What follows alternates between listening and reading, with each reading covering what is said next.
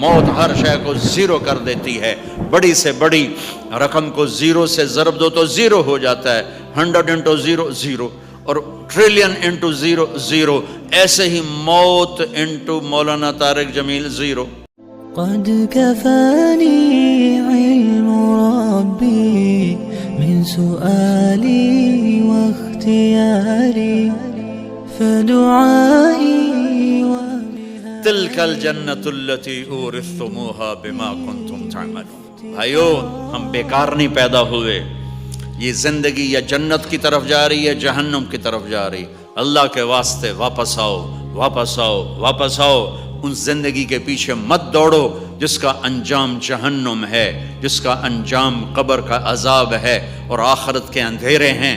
اللہ کے واسطے محمد مصطفیٰ صلی اللہ علیہ وسلم کے قدموں میں گرو, آپ کی چوکھٹ پہ سر رکھو اور آپ کی غلامی کا دم بھرو اور آپ کی زندگی کو سیکھو کہ یہی زندگی ہے جو دنیا اور آخرت میں عزت کی ضمانت ہے. رینڈ ساتھ نہیں دیتے, ڈالر ساتھ نہیں دیتے, پاؤنڈ ساتھ نہیں دیتے. موت ہر شے کو زیرو کر دیتی ہے. بڑی سے بڑی رقم کو زیرو سے ضرب دو تو زیرو ہو جاتا ہے. 100 انٹو زیرو زیرو, اور ٹریلین انٹو زیرو زیرو. ایسے ہی موت انٹو مولانا طارق جمیل زیرو. میت, مٹی. لیکن میرے نبی کی زندگی قبر میں بھی کام آئے گی, دنیا میں بھی کام آئے گی, حشر میں بھی کام آئے گی, آخرت میں بھی کام آئے گی. اس زندگی کو اپنی زندگی میں اتارو. آپ کی دکان, آپ کی شاپ, آپ کی جاب خوبصورت ہو. نماز کے وقت میں آپ کو بے چینی ہو, بے قراری ہو, مجھے نماز پڑھنی ہے. آپ بہت بڑا مجمع اہل ایمان کا آئے ہو. میں 27 سال کے بعد آیا ہوں ڈربن, اور بڑا اجتماع کر کے ہم نے کوشش کی تھی. 200 بندے تھے, 200, مجھے یاد ہے 200 آدمی تھے اور میرا ہی بیان ہوا تھا. اور آج میں 5-6 ہزار کا مجمع دیکھ رہا ہوں. یہ اللہ کی قدرت ہے. اور سب اس سے زیادہ جو چیز میرے ایمان کو بڑھا رہی کہ مجھے سب نوجوان نظر آ رہے, سب نوجوان. میرے نبی کی نرسری نظر آ رہی, میرے نبی کی نرسری کے پھول نظر آ رہے ہیں, ایمان کی شمع روشن نظر آ رہی ہیں. جہاں رہو نماز نہ چھوڑو, جہاں رہو نماز نہ چھوڑو. نماز چھوڑنے کی کوئی گنجائش نہیں ہے. روزے میں گنجائش ہے, بیمار ہو چھوڑ دو, مسافر ہو بعد میں رکھ لو, بیمار ہو بعد میں رکھ لو, زیادہ بیمار ہو نہیں رکھ سکتے ہو چلو بالکل معاف کر دیا. زکوٰۃ فرض آج ہو گئی, پورے سال میں جب مرضی دے دو.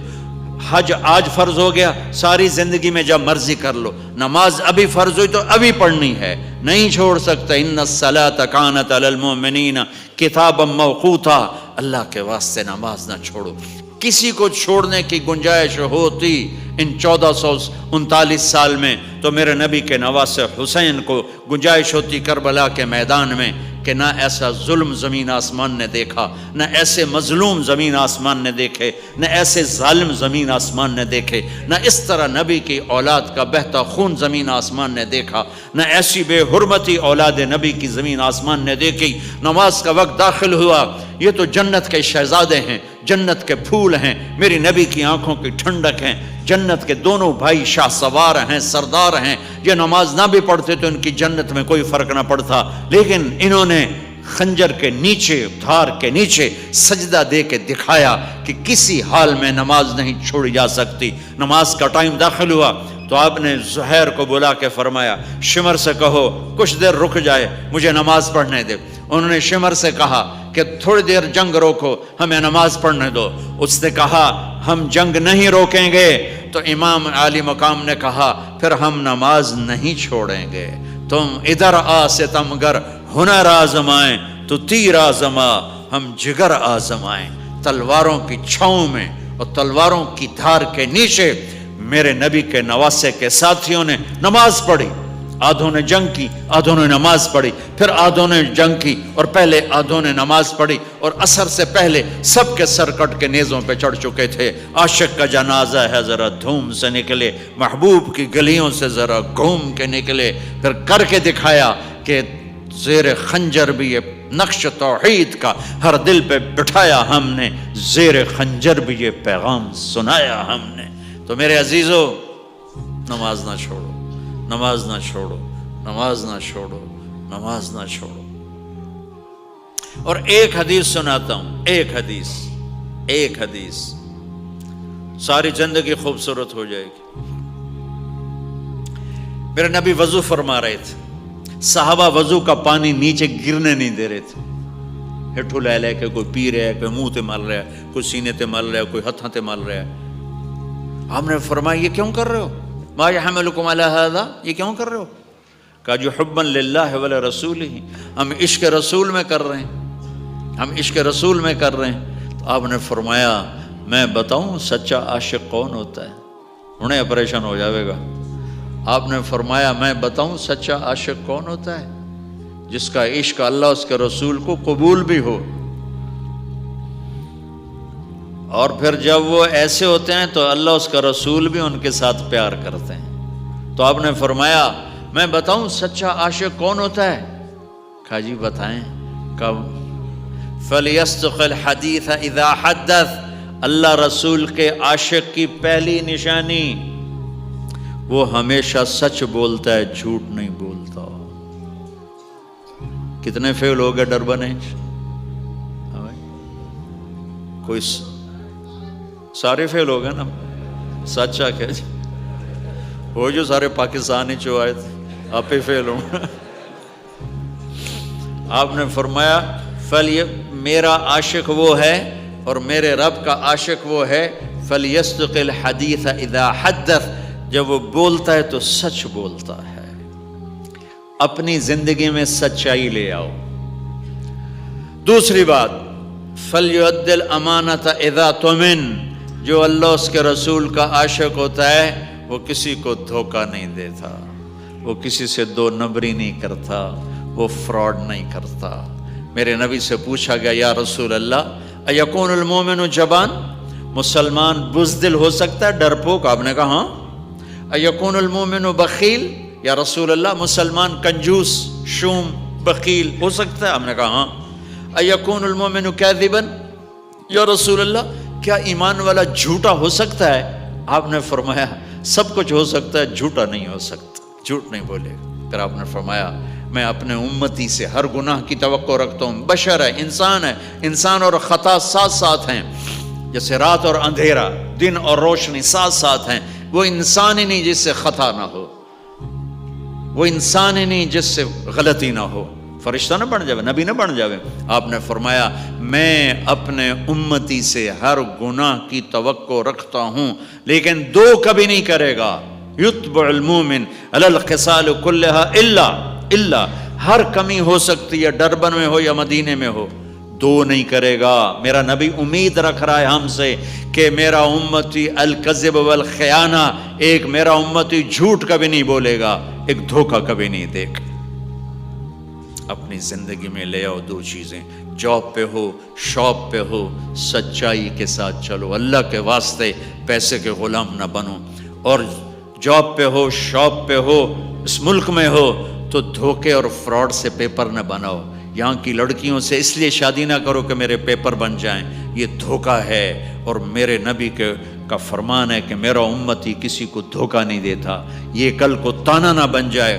میرے نبی کو وہ ایک دلی میں ایک جیب کترا تھا، پک پاکٹ والا، تو اس کا ایک شاگرد شام کو 2 روپے لے کر آیا، تو اس نے اس کو تھپڑ مارا کہ صرف 2 روپے، سارے دن کی کمائی 2 روپے۔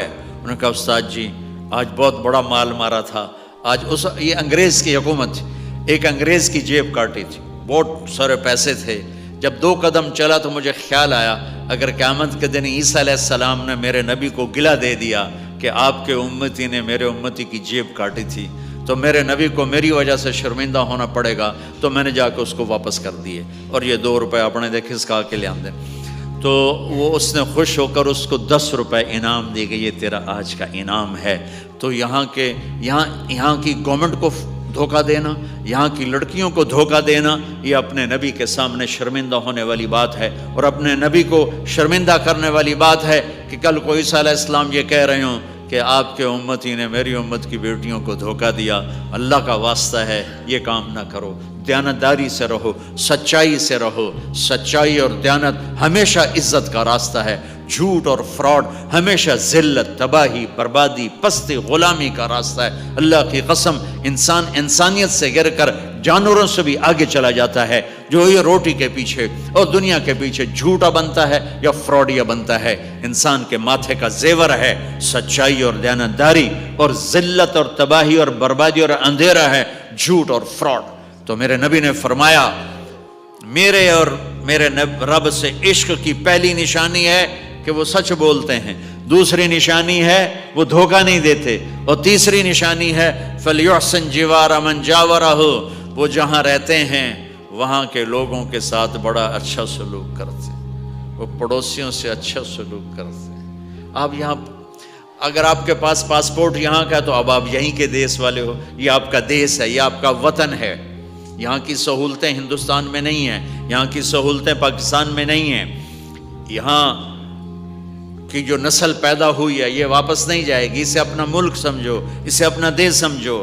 یہ آپ کے بچے واپس وہاں جا کے فٹ نہیں ہو سکتے۔ ایک پٹھان کا خرگوش گم ہو گیا، تو بھائی پٹھان ناراض نہ ہونا، ویسے ہی لطیفہ ہے۔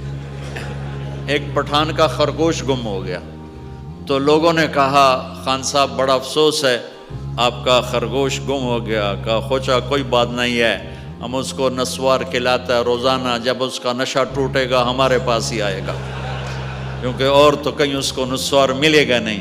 اب تمہاری نسل نے ڈربن کی نسوار کھا لی ہے، یہ پاکستان واپس نہیں جائیں گے، یہ انڈیا بنگلہ دیش واپس نہیں جائیں گے، اسے اپنا دیش سمجھو۔ زکوٰۃ تو ایمان والوں کو دی جاتی ہے، صدقات یہاں کے غریب، کتنی غربت ہے یہاں کی نسل کتنی غریب ہے، ان پر خرچ کرو، یہ تمہارے ہمدرد بنیں گے۔